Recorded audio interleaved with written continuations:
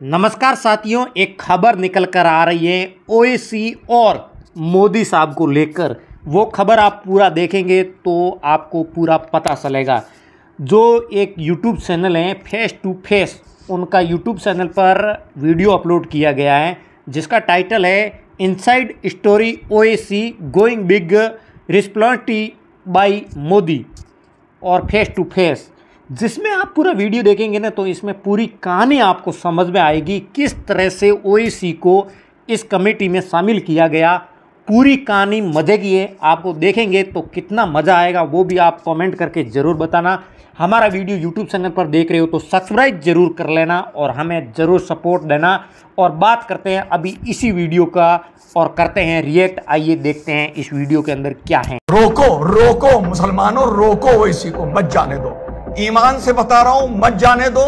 Hello नमस्कार सत श्री अकाल अस्सलाम वालेकुम बाद में कर लूंगा, लेकिन मत जाने दो। इसका पोपट बनाया जा रहा है, इसको ट्रैक किया जा रहा है। ये जो मुर्गी है दाना चुभ गई है यार, रातों रात में खेल बदल गया। सुन के जाना क्या हुआ है तुम्हारे ओवैसी के साथ। और प्लीज हैदराबाद जाओ, घर के सामने लेट जाओ इसकी गाड़ी के साथ। इसको एयरपोर्ट में जाने देना, बता रहा हूं बड़ी बेइज्जती होने जा रही है। क्या मेरी इज्जत नहीं है?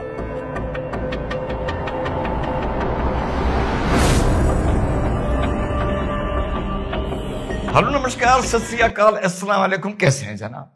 कल जब मैंने वीडियो बनाया था तो उसके बाद एक हमारे मित्र हैं, उन्होंने हमें मैसेज किया। उन्होंने कहा कि भैया ये है।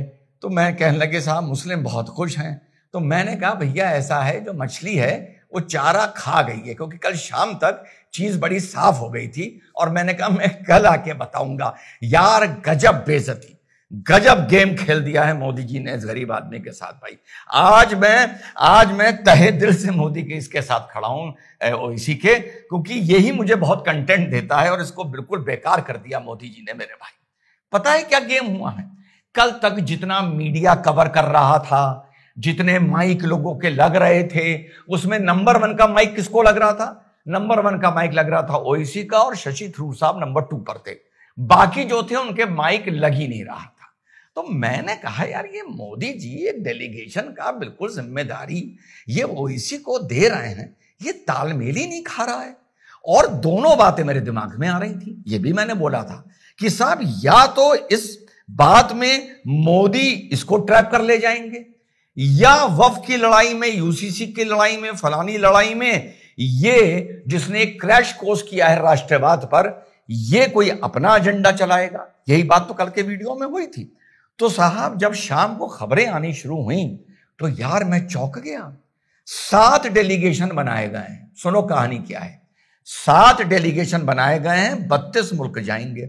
मजे की बात यह है कांग्रेस ने जो 4 नाम दिए थे, बीजेपी ने सिर्फ उसमें आनंद शर्मा को एक्सेप्ट किया और बाकी 3 को रिजेक्ट करके मनीष तिवारी, अमर सिंह और सलमान खुर्शीद को ले जा रहे हैं। तो एक तो मोदी जी ने इंटर पार्टी दुश्मनी खड़ी कर दी इस गेम के, इस दांव के चलते, पहली चीज। दूसरी चीज सबको अपनी लीडरशिप की छतरी के नीचे लाके खड़ा कर दिया, एटलीस्ट इंटरनेशनली। दूसरी चीज। और तीसरी चीज, जो 7 लोगों की टीम लीड बनी है, और टीम लीड के बाद एक इनका नंबर टू जैसा होता है ना, कैप्टन वाइस कैप्टन, वो भी बना है। तो भैया टीम कौन लीड कर रहे हैं? अब पहले आप सोचिए कि 1.5 दिन से किस तरह से ओवैसी को कवर करा जा रहा है। अच्छा, जिम्मेदारी उसके कंधों पर इतनी आ गई है, अब उसका जरा आप बॉडी लैंग्वेज देखिए और किस तरह से वो बयान दे रहा है। जरा पहले ये सुनो मजेदार। ये देखिए, हम लोग गवर्नमेंट ऑफ इंडिया, हमारे देश को रिप्रेजेंट कर रहे हैं। कोई हम लोग MIM पार्टी, NCP पार्टी या वो पार्टी को रिप्रेजेंट नहीं कर रहे। हम लोग मेंबर ऑफ पार्लियामेंट ज़रूर है, एक पार्टी के तरफ से इलेक्ट हुए हैं, बट ये जो काम है हम अपने मुल्क की नुमाइंदगी करने, मुल्क में क्या हो रहा उन देशों में जाके बताने के लिए, कैसा हमारे मुल्क में हमारी बेटियां बेवा हो रही हैं, हमारे बच्चे यतीम हो रहे हैं, कैसा पाकिस्तान इस मुल्क को डिस्टेबलाइज करना चाहता है, कैसा पाकिस्तान इस मुल्क को डिस्टेबलाइज करना चाहता है। हाँ, तो आप लोग भी ये मान के चल रहे थे। अब हुआ ये कि जो 7 टीमें बनी हैं, एक टीम को लीड कर रहे हैं शशि थरूर, एक टीम को लीड कर रहे हैं रविशंकर प्रसाद साहब, एक टीम को लीड कर रहे हैं संजय कुमार झा, बहुत से लोग आप पहचानते नहीं होंगे, एक टीम को लीड कर रहे हैं बैजयंत पांडा जी, बहुत से लोग आप नहीं पहचानते होंगे, एक टीम को लीड कर रही हैं कनिमोझी जी, आप लोग जानते होंगे। एक टीम को लीड कर रही हैं सुप्रिया सुले, आपकी एनसीपी की, आप लोग जानते होंगे। और एक टीम को लीड कर रहे हैं एकनाथ शिंदे जी। ये तो हो गए 7 टीम लीडर। इसके बाद ओवैसी साहब की ड्यूटी कल तक ऐसे दिखा रहा था जैसे पूरे देश की जिम्मेदारी इसके कंधों पे आ गई। इसके कंधों पे मोदी जी ने दे दी हो। और मीडिया में देखो क्यों दी जिम्मेदारी ओवैसी को। ओवैसी को दी बड़ी जिम्मेदारी। अबे थंबनेल होने चाहिए थे, ओवैसी को मोदी ने काम पर लगाया। अब इनका एक सब लीडर्स का एक असिस्टेंट भी है। तो जो हमारे बैजन पांडा जी हैं, इनके अंडर में हमारे ओवैसी साहब जा रहे हैं। और इस टीम का जो सेकंड इन कमांड है वो निशिकांत दुबे जी है। तो टेक्निकली पांडा जी और निशिकांत दुबे जी के अंडर जो 7 आदमी जा रहे हैं, यानी 6, 2 तो ये ऊपर के हो गए, 5 आदमी बचे। उसमें हमारे हैदराबाद के सांसद जनाब असदुद्दीन ओवैसी साहब भी शामिल हैं। अब मजे की बात यह है, हमने कहा भैया ऐसा है कि इतने करीबन 60 लोगों की टीम बनी है। इतने लोगों में अगर आपने ओवैसी साहब को चुना है तो चलिए यही बहुत बड़ी बात है। तो जब मैंने और डिटेल पढ़ी तो पता चला कि हर ग्रुप में एक मियां भाई को डाला गया है। यार अच्छा काम पे लगाया मोदी जी ने सबको, कसम से यार। इनको हर मियां भाई को एक डाला गया है। और ओवैसी साहब को जो सर्किट मिला है वो मिला है कुवैत का, बहरीन का, अल्जीरिया का और सऊदी अरेबिया का। इस सर्किट तक का लीडर पांडा की लीडरशिप में तुम्हारे और हमारे जनाब असदुद्दीन ओवैसी साहब काम पे लगाए गए हैं मोदी के आदेश पर। और जाके वो बोलेंगे जो बताया गया है कि सुनो तुम्हें यही बोलना है वहां पर जाकर। और जो तुम पहले बोला करते थे, कल भी एक कंपाइलेशन दिखाया था, आज भी एक कंपाइलेशन बड़ा इंटरेस्टिंग देख लीजिए। उसके बाद आप लोगों से बड़ा एक चटपटा सवाल पूछूंगा। पहले कंपाइलेशन देख लो।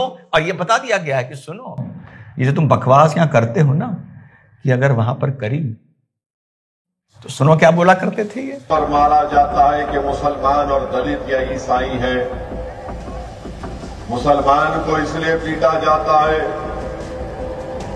कि बीजेपी और नरेंद्र मोदी की सरकार ने गौ रक्षक के नाम पर आतंकवादियों को पैदा किया है।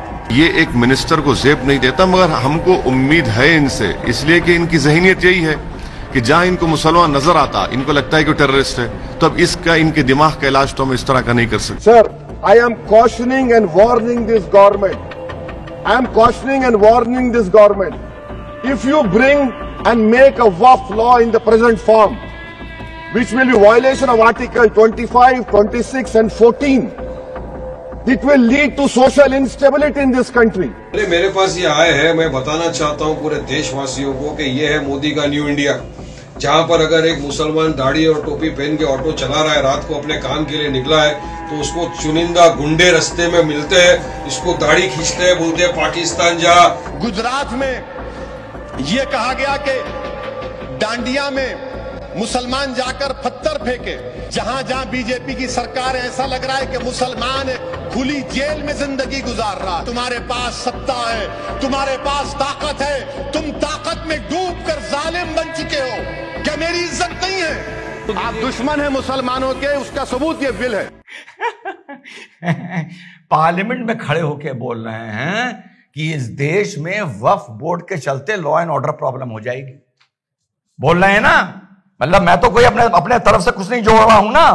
और मोदी जी ने ऐसा काम पर लगाया कि बोल रहे हैं कि पाकिस्तान इस देश में law and order problem create करना चाहता है।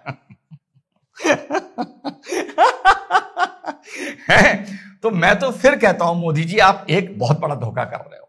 इसके जितने बयान हैं यार वो तो कम से कम डिलीट करा दो सोशल मीडिया से। अगर इस तरह के बयान कि मुसलमानों को घेर घेर के मारा जाता है, देख देख के मारा जाता है, ये हिंदुस्तान नहीं मुसलमान के लिए एक जेल खाना है। कल मैंने सुनाया था जो यहूदियों के साथ हिटलर नाजी ने किया था वही बीजेपी मेरे साथ कर रही है। यार ये तो डिलीट करवा दो, ये सारे क्लिप इसके सामने सऊदी अरेबिया में किसी ने चला दिए बड़ी स्क्रीन पर, ये सुनो इधर आओ तो तुम काम पे लगाए गए, इधर आओ चार मीनारा के। यार ये बताओ ये जो है ये सब क्या है? तो ऐसा ना हो अगला अपना पासपोर्ट फाड़ते और वहीं रुक जाए। तो भैया पहले इसके सारे ये क्लिप हैं ये कैंसिल करा दो। अब ये मेरा सवाल है आप लोगों से, अब इसमें दो तरह से ट्रैप है। एक ट्रैप, इसका जवाब जरूर देना इस सवाल का। एक ट्रैप ये है कि जो इसने राष्ट्रभक्ति का क्रैश कोर्स किया है, मुझसे किसी ने पूछा कि रिजवान भाई अब आप देखिए, आप पाकिस्तान, सीरियसली पूछा कि आप पाकिस्तान को ज्यादा टारगेट नहीं करते हैं। मैंने कहा यार मैं थक गया, मैं पाकिस्तान को टारगेट करने वाले का लिस्ट बनाई जाएगी मतलब 50 साल में, तो उसमें सबसे ऊपर मेरा नाम होगा, मैं सबसे ज्यादा वेटरन आदमी हूं उन लोगों में। मैं तो 30 साल से टारगेट कर रहा हूं, अगर एक साल में 2 बार भी टारगेट किया तो समझ लो 60 बार मैं पाकिस्तान को टारगेट कर चुका हूं। ये सही, आप मैंने उनसे बोला आप सही कह रहे हैं, मैं अब इन लोगों के साथ डिबेट में भी नहीं जाता, इनकी डिबेट में बेइज्जती करनी ये करनी मुझे अच्छी नहीं लगती। I have grown my self out of it. तो ओएसी को ये सारे काम जो मैंने 30 साल में किए उसे 30 दिन में करने थे। तो क्रैश कोर्स समझते हो, जैसे इंग्लिश का भी क्रैश कोर्स होता है कि आइए आपको 3 महीने में इंग्लैंड जाने वाली इंग्लिश सिखाएं, तो ये इसी तरह से राष्ट्रभक्ति का क्रैश कोर्स में लगा हुआ था। तो अब मेरा जो आप लोगों से सवाल है वो ये है कि ये सब मामला जब ठंडा पड़ जाएगा इंशाल्लाह, तो जो यूसीसी का मामला है, ज्ञानवापी का मामला है, देश में पाकिस्तान छोड़ो, देश में देश विरोधी मानसिकता जो पनप रही है उसका मामला है, इस आतंक के पीछे जियोपॉलिटिक्स जिसको भू राजनीतिक बोला जाता है वो कारण है या मजहब कारण है, ये इस्लामिक टेरर है या पॉलिटिकल टेरर है, इस तरह के डिस्कशन जो बहुत होते हुए आए हैं। या तो इन सारी बातों में ये अपना देशभक्ति का क्रैश कोर्स दिखाकर मोदी गवर्नमेंट पर भारी पड़ जाएगा, यानी उनको सुपर इंपोज करेगा, ओवरवेल्म करेगा कि अब आप ये वक्फ और इसकी यूसीसी की क्या बात कर रहे हैं, देश जब एक मंच पर आ गया है तो इन चीजों से आप देश को क्यों बांट रहे हैं, क्यों डिवाइड कर रहे हैं। एक ये पॉइंट ऑफ व्यू है, ये भी अपनी जगह एक है पॉइंट ऑफ व्यू। दूसरा पॉइंट ऑफ व्यू है कि जब सब चीज सेटल हो जाएगी, लौट के आएगी, और इसने इस टाइम देशभक्ति की और देश की एकता की बड़ी कस्में खाई हैं। अब जैसे इसने बोला कि हमारी वक्फ की संपत्ति को तुम छीनना चाहते हो, लोग कहेंगे सर आप इतने देशभक्त आदमी हैं, सब आप पर यकीन करते हैं, आपकी इतनी तारीफ करते हैं, ये सब आप क्यों बोल रहे हैं? तो कहेगा हाँ ये बात तो है, देशभक्तों में हूं। तो हो सकता है आगे जाकर देशभक्ति की पर्चीज के ऊपर इतनी बड़ी फटे कि ये पूरी अपनी राजनीति से ही भटक जाए। अब मान लो इसने कहा कि साहब एनआरसी में नहीं होगा और सीए में तो मुसलमान भी आने चाहिए पाकिस्तान से, लोग कहेंगे साहब पाकिस्तान दुश्मन मुल्क है, आप ही इतने दिन बोल के गए, आप राष्ट्रभक्त आदमी हो भाई। कहेगा हाँ सॉरी मैं राष्ट्रभक्त आदमी हूं। ये याद है ये टेरर जो सस्पेक्ट पकड़े जाते थे, इसने हैदराबाद में जो आईसिस के पकड़े गए थे उनको इसने कहा था मैं फाइनेंशियल सपोर्ट करूंगा, और करीबी थी। बार बार टेरर में जो लोग पकड़े जाते हैं, कभी एटीएस पे सवाल उठाता है, कभी एनआईए पे उठाता है। अब ये जैसे उठाएगा लोग कहेंगे सर आप देशभक्त आदमी, कहेगा अच्छा सॉरी, अच्छा चलो कोई और बात कर। तो इसकी ये जो भी बात करेगा इस किस्म की, इसको यही जो इसने क्रैश कोर्स किया है देशभक्ति का, ये याद दिलाकर इसके ऊपर इतनी जिम्मेदारी डाल दी जाएगी देशभक्ति की अब कि इसको बता दिया जाएगा बस देशभक्ति तुम्ही से है मेरे भाई। तो मुझे ये समझ में नहीं आ रहा, यूसीसी हो गया, लोग कहेंगे साहब ये देशभक्ति है, देश के लिए यही अच्छा है और आप देशभक्त हो, तो ये वहां एक बहुत बड़ी मुसीबत में फंस सकता है। और अगर वहां इसने बवाल किया तो अब जो इसने 30 दिन में देशभक्ति की डायलॉग बाजी मारी है वो इस पर उल्टी पड़ जाएगी। लोग कहेंगे साले तुम बड़े दो कौड़ी के आदमी थे, देशभक्ति की बात कर रहे थे, अब आतंकियों को तुम फाइनेंस कर रहे हो, जो आतंकी जेल भेजे जा रहे हैं उनको तुम लीगल सपोर्ट दे रहे हो, एटीएस जो आतंकियों को पकड़ती है, जो लोग पकड़े जाते हैं तो एटीएस पे तुम सवाल उठाते हो, तुम क्या नौटंकी कर रहे थे। तो 2 ऑप्शन है, एक तो यह है कि इन सारे मामलों को लेके गवर्नमेंट कुछ बैकफुट पर आ जाएगी क्योंकि ये नया देशभक्त डिक्लेयर हो गया है। दूसरा मामला यह है कि इसको इतना चढ़ा दिया गया है चने के झाड़ पर कि ये देशभक्ति का झाड़ की एक पतली सी टहनी पकड़े लटका रहेगा और नीचे से, समझ रहे हो ना, ये लटका रहेगा और नीचे से, समझ रहे हो ना, और ये भी नहीं कह पाएगा कि मुझे दर्द हो रहा है।